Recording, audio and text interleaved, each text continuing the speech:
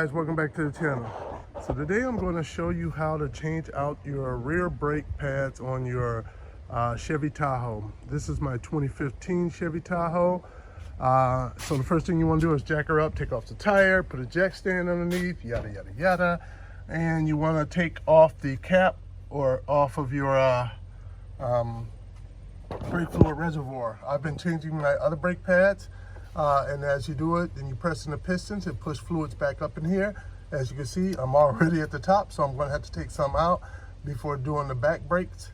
And so this is the reason why you take your cap off and you keep an eye on it while you're doing it, because you don't want to damage anything by having this not having enough no space for that fluid to go as you push them back in your pistons. But you also don't want all that fluid running down here, because it's very it's a horrible fluid. It's not good for other rubber products, your electronics or anything. All right, for doing these rear brake pads, you really won't need much at all. You'll need a 13 millimeter. I have a 13 millimeter ratchet style. And this awesome stuff right here, the Permatex brake parts lubricant. You're going to need a C-clamp. And of course, you're going to need your brake pads. I prefer the power stop ones. I think we have about 40,000+ miles on these over 2 years. 2 years, no, actually about 40,000 a year. So we have roughly about 80,000 miles on these things. And, and they're probably at about a bit under half life for the rears. So that's not bad at all. They're ceramic, so they're low dust. All right, so back down to this over here. You want to, oh, and a good rag too as well. So, first thing you want to do, you got two 13 millers, one at the top and one at the bottom. So you want to take your ratchet and just break that free, and it won't take much at all. Then you just take that on out. It'll come all the way out, set it to the side, and the one at the bottom as well. At that point, you should be able to just take this off. Hasn't been off in 2 years, so there we go. Set it up here, and you may want to take like a bungee cord or string or something and string it up for in case this fall down, because it's a rubber hose over here. You don't want to put any undue strain or stress on that, because it could break it. You can see your piston. We're going to end up needing to push that in, but we'll do that in a moment. You have your brake pads over here. You can pop those on out if you want.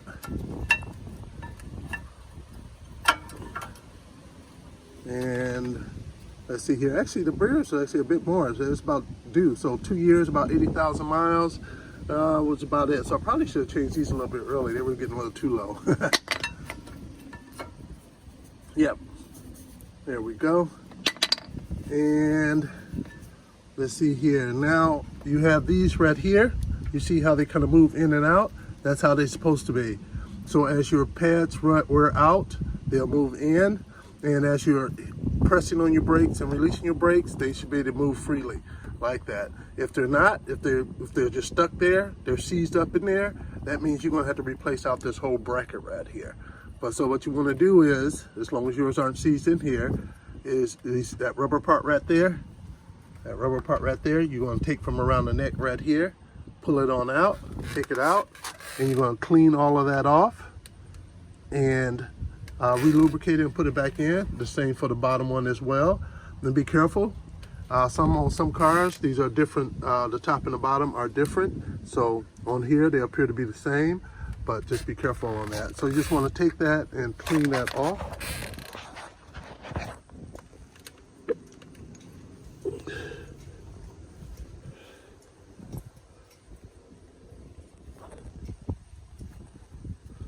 As you can see the difference, clean versus dirty.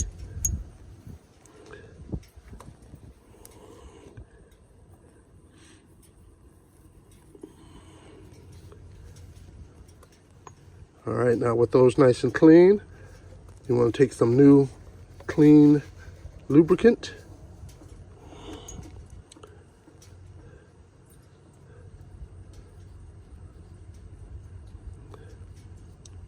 Get it all over on all parts. But don't kink it up on the bottom down here. People do that, but when you go to put it in back into the tube, that material will get jammed up down there, which will prevent this right here from being able to go all the way in.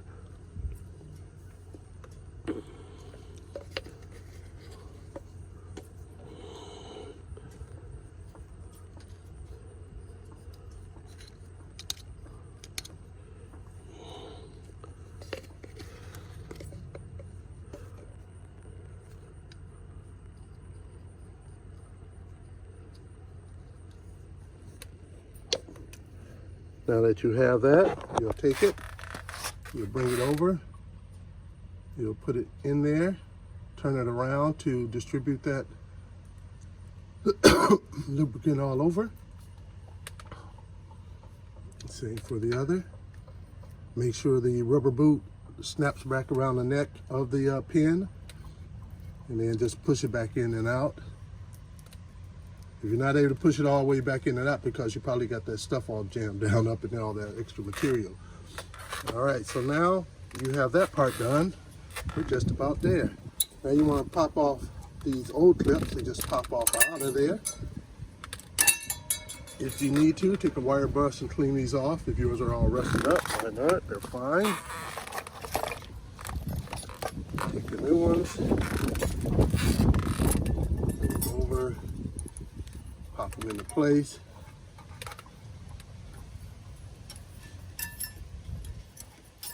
Making sure to push them all the way in, because if they're not all the way in, it'll make it more difficult for you to get your pads on.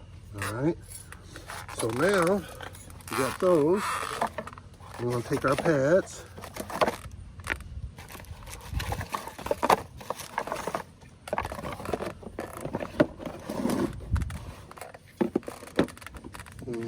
So, if you notice on here, you have two different types. You have this one right here, and you got these little pins right here, and then you have this one without the pins in the middle. The one with the right here would be the one that goes on the back. This one right here will go on the back. The ones with these right here will go on the front, okay? So this goes on the back by the piston, and then this one goes on the front. And since the piston will go right here, I'll put a little lubricant right there. And since those little forks will probably touch right around there, and I'll get a little bit on the end.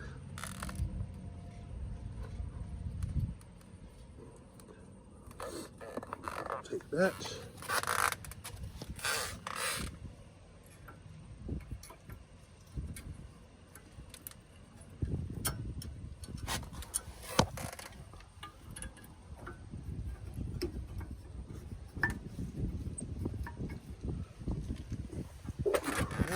One.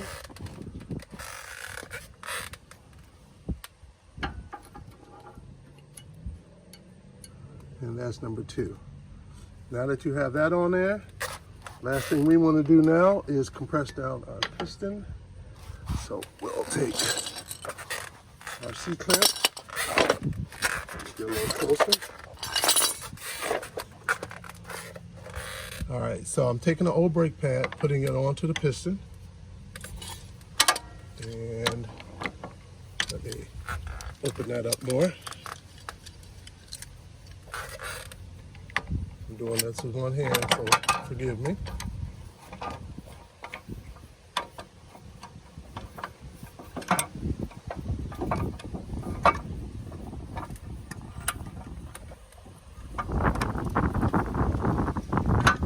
As you can see, that piston is going back in there.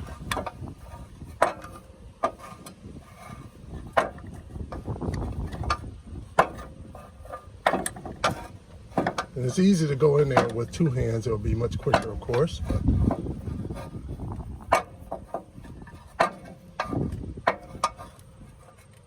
All right, now you can see it all the way back in. Making sure not to drop our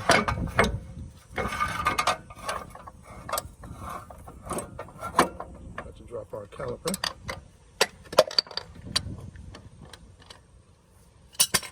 Now I'm going to take this. Now they don't give you a lot of holes in the back brake holes, so you want to first come down here with this, and you want to try to go on pretty straight on here. All right, like that. And then you see this right here for the top. You got one on the top and one on the bottom. Remember, what you want to do is just press that in.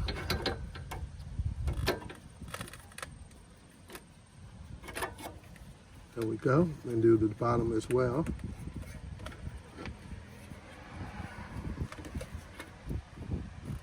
Now you want to get your screw, put it back in there.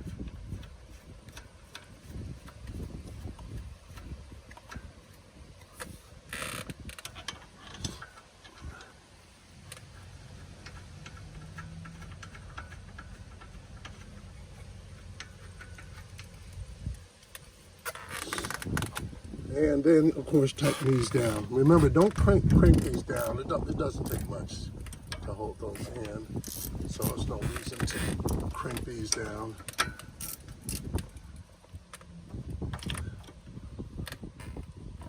And then that's it. So that's how you change your brake pads on your Chevy Tahoe. When you get inside your car, chances are when you press down on the brake pad, but make sure you go in and put the cap back on your brake reservoir first. When you go inside and you push down on your brake pads, when you put down on your brake pedal, it's most likely going to go to the floor, which is fine and it's normal. Just let it come up, push down, let it come up, push down, and it'll build up pressure, and then you're good to go. So again, if you hit the like button, and definitely hit the subscribe button, and check out my other YouTube videos working on my Chevy Tahoe. Thanks again. Bye-bye.